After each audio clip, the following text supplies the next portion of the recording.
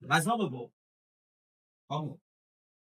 Todos nós somos feitos de histórias. Todos vocês. Aqui cada um tem essa história. Se eu posso falar bem para ter certeza de como que Jesus encontrou vocês, cada um vai falar. Alguém me encontrou de jeito, foi assim, foi daquele jeito. Jesus me encontrou lá no Goiás, fui cá, né? Eu estava lá jogando e Jesus me encontrou. Pô, a igreja tem de história, né? E essas histórias, elas marcam as nossas vidas. E quando nós olhamos para a nossa vida, para as nossas histórias, nós nos lembramos que Jesus ele nos chamou, ele disse encontrou para um propósito especial. Que propósito é esse? Para que nós pudéssemos ser salvos, ter a vida eterna, juntamente comigo. É a promessa que está lá em João 14, verso 1 a 3. Mas a pergunta que fica é: Jesus está voltando. A gente está vendo os sinais. Ele nos resgatou das trevas, nos trouxe para a maravilhosa luz. O que nós temos que fazer? Qual é o chamado dele para nós? O que Deus espera de nós? Será que ele espera algo de nós? Da nossa parte? Aí a gente começa. E está com o primeiro texto, Amós. Então, afirmarei com você, Israel, e porque farei isso com você. Prepare-se, pois, ó Israel, para estar com seu Deus. Olha só. Então, qual é o chamado de Deus para os seus filhos? Para que seus filhos possam se preparar. Se preparar. Ele falou: prepara-te, Israel, para encontrar com o seu Deus. Esse prepara-te é não para o Israel que está falando em português, mas ele também é um Israel espiritual. Somos nosso povo, nós acreditamos que estamos vivendo tudo no estilo da história dessa terra. Então Deus fala para nós assim: ó, prepara-te. Todos os dias Deus fala para nós para cima, prepara-te. Fique preparado. É por isso que Jesus usou o contexto lá, que ele virava um ladrão, né? De uma vez, de repente. E aí, quando Jesus voltar, estaremos nós preparados ou não? O que nos ajuda a estar preparados para o dia de Deus?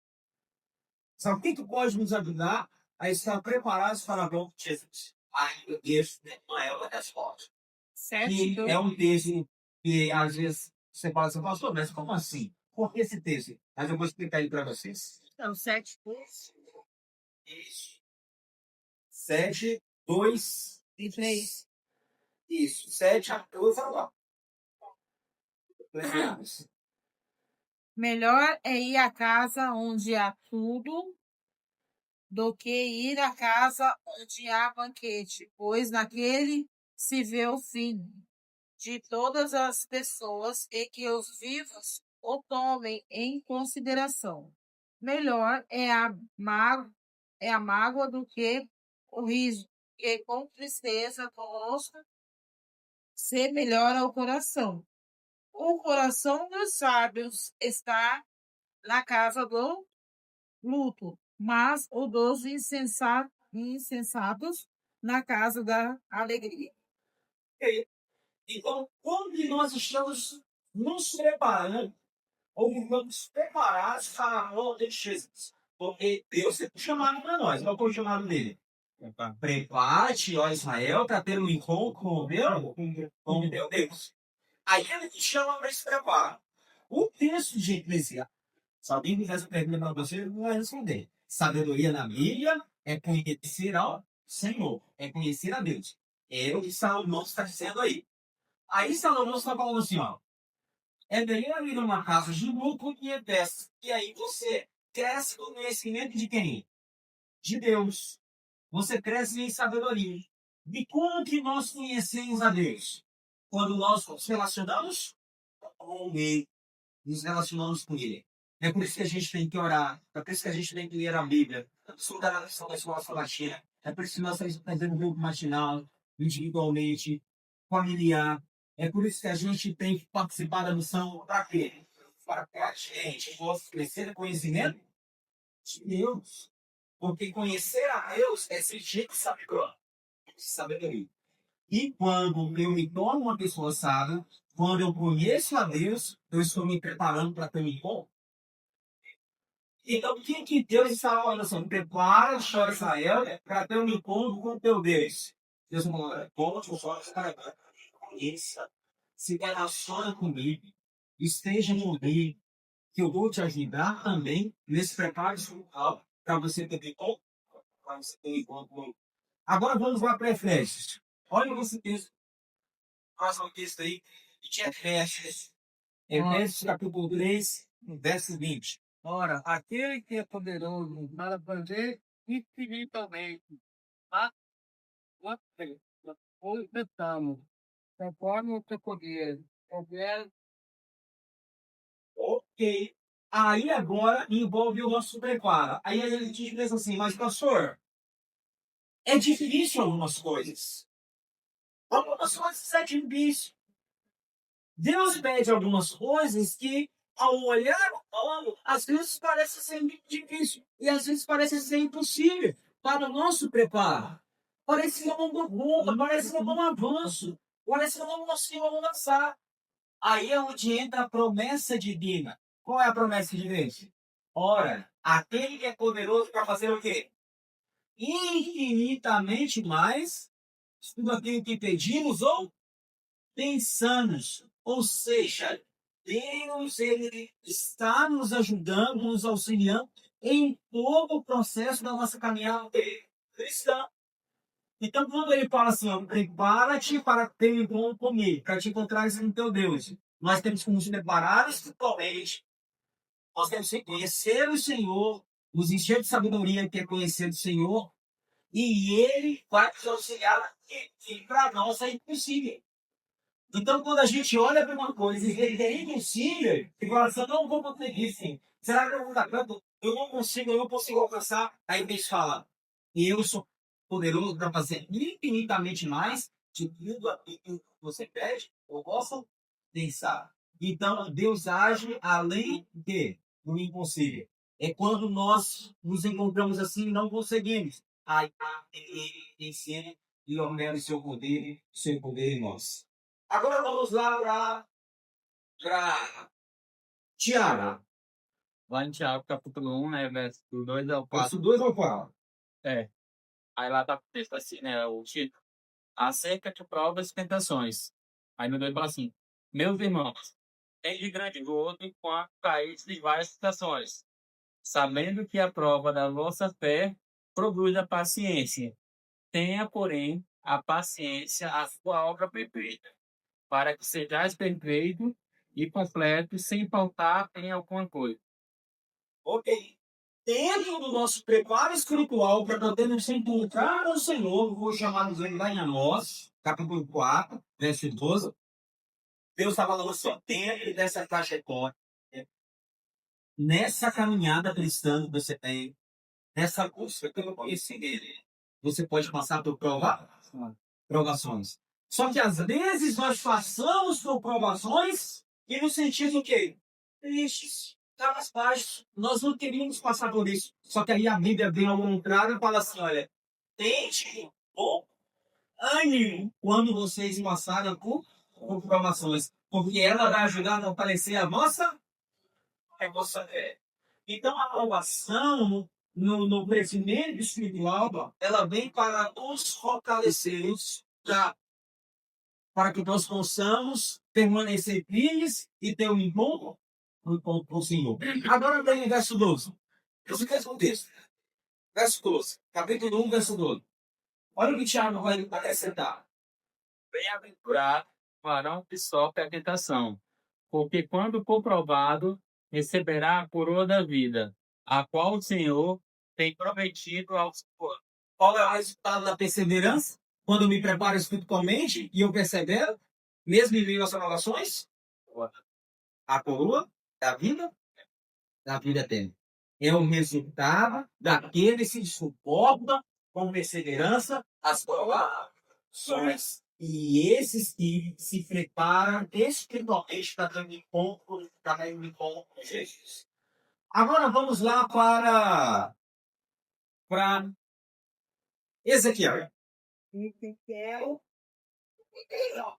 Isso. Diga-lhe, tão certo como meu filho, Não venha trazer na morte do ímpio, mas tem teu ímpio que também pelo teu caminho de vida. Também vejam de teus maus caminhos. Porque você deveria te morrer? Então, quando Deus faz um chamado, prepara-te para ter um encontro com Ele. Ele nos auxilia em toda a trajetória. Ele age no impossível, naquilo que nós não conseguimos, não conta. Ele conhece infinitamente mais. Ele age através do impossível. Ele nos ajuda a ter o quê? Perseverança na aprovação. Quando nós passamos por essa aprovação, nós somos presenteados com a coroa da vida. Porque o maior desejo de Deus é que nós possamos nos converter nos nossos caminhos. Os nossos caminhos. Nós somos pecadores, miseráveis. Todos os dias nós temos a tendência de querer cair ou permanecer no erro. Aí o que Deus fala? Para a gente se converter de nossos falsos caminhos, nossos caminhos, para a gente se preparar. E o que Hebreus fala para nós? Hebreus capítulo 12, versos 1 a 2. Hebreus 12, verso 1 a 2. Hebreus 12, 1 a 2. Diz assim: portanto, também nós, visto que temos a rodear-nos tão grande nuvem de testemunhas, desembaraçando-nos de todo o peso e do pecado que tesnamente nos assedia, corramos com perseverança a carreira que nos está proposta, olhando firmemente para o alto e consumador da fé, Jesus, o qual, em troca da alegria que lhe estava proposta, suportou a cruz, não fazendo caso da ignomínia, e está sentado à destra do trono de Deus. Por que quando Deus nos chama para uma preparação espiritual, por que muitas vezes nós caímos? Nossa,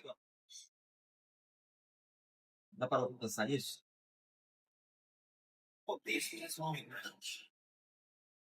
Muitas vezes, aliás, a gente cai por causa disso. Porque nós paramos de olhar fixamente para Cristo. A gente que é o autor e consumador da nossa fé. Aí o texto de Paulo vai dizer para nós assim, olha, nós temos que todos os dias olhar para quem? Para Jesus. Nós temos que olhar para Cristo. A nossa fé não deve estar baseada em pessoas, em coisas. Mas a nossa fé, ela é firmada em quem? Em Cristo. Para a gente poder suportar as provações, o que nós temos que fazer? Olhar para Jesus. Aí, quando nós desviamos o nosso olhar e paramos de olhar para Jesus, o que acontece espiritualmente? Caímos. Fracassamos. Quando nós deixamos de nos relacionar com Jesus, afrouxamos a nossa relação com Jesus, o que acontece? Uma decadência espiritual. É por isso que o chamado de Deus lá em Após, prepara-te para ter um encontro comigo, é o quê? É o chamado aula e a um relacionamento, a um preparo espiritual, uma proximidade de Deus. O que aconteceu comigo? Quando o Senhor só de Jesus. Quando ele começou a olhar para si mesmo. Começou o quê? Então, muitas vezes nós caímos, fraquejamos em as provações, choramos, ficamos desesperados, apesar que a Bíblia fala que nós não temos um ânimo, nós fazemos provações, alegria, né? Nós caímos porque nós tiramos os olhos. Então, os nossos olhos têm que estar firmados em quem? Em Cristo. Para a gente suportar todas as provas, eles se preparar espiritualmente para ter com Deus.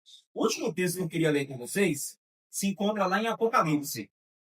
Olha para esse texto que ele diz. Se quando nós suportamos as provações, Jesus, no final de tudo, ele nos dá da vida eterna. Olha o que João vai falar lá em Apocalipse, capítulo 3, verso 11. Verso 10 e verso 11. Olha só. Olha que lindo esse texto. porque guardastes a palavra da minha perseverança. Também eu te guardei da hora da provação, que há de vir sobre o mundo inteiro, para experimentar os que habitam sobre a terra. Olha o verso 11 que lindo. Venho sem demora. Conserva o que tens, para que ninguém tome a tua coroa. Qual é a promessa de Jesus? Venho sem demora. Jesus está voltando. Ele virá. E ele diz assim, ó. Eu estou aqui, ó. Eu não vou demorar. Por isso, conserve o que tens, para que ninguém tome a tua. É lindo. Você pega isso aqui. Deixa ele marcadinho. Conserve o que tens, para que ninguém tome a tua. Esse é maravilhoso. Só que tem uma pergunta. Escondida nesse momento de festa. Conserve o que tens, para que ninguém tome a tua coroa. E nós temos. Não sei se vocês já leram esse texto, já tem um dedinho e pega assim. Conserve o que tens, para que ninguém tome. Nós temos. O que você tem? Se Jesus pede para a gente consertar temos. Ele está falando de algo, quando ele diz relacionado ao coração. O que nós temos no coração? Né? Nossa mente, nossa vida. O que nós temos? Para a gente ver o que nós estamos cultivando em nossa vida. O que nós estamos buscando realmente? Nessa época. Jesus está falando, gente, conserve o que tens. Ele está falando, tá agora. Conserve o que tens, para que ninguém tome a tua coroa. O que nós temos?